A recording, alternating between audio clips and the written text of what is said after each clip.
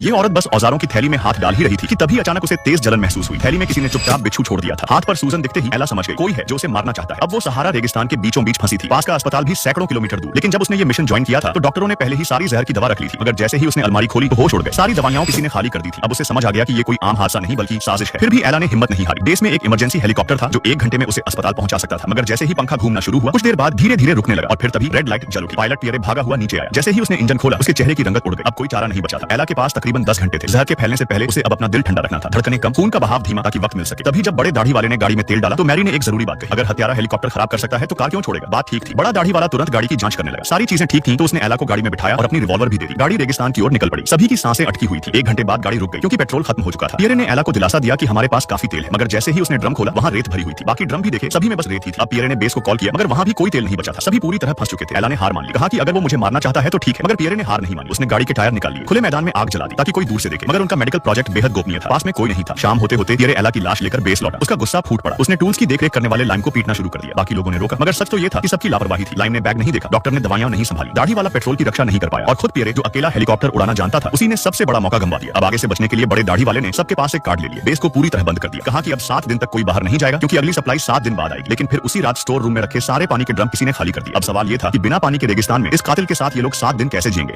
अगर धरती पर बस तू ही अकेला बचा हो तो क्या करेगा। भविष्य के जमाने में एक अनजानी बीमारी ने पूरी दुनिया को निगल लिया। कोई नहीं जानता कि वो बीमारी कहां से आई। डॉक्टर भी हार मान गए थे। सिर्फ 3 हफ्तों में इंसान धरती पर लुप्त हो गया और बस एक आदमी बचा, अर्जुन। वो एक भूगोल वैज्ञानिक था। पहाड़ों में सर्वे करने गया था। तभी एक जहरीले सांप ने काट लिया और मोबाइल हाथ से छूटकर चट्टान की दरार में गिर गया। किसी तरह भागते भागते वो नीचे झोपड़ी में पहुंचा और बिस्तर पर गिर पड़ा और सांप के जहर से लड़ने लगा। तभी मोबाइल में मां का मैसेज आया। लेकिन होश आने तक 3 दिन बीत चुके थे।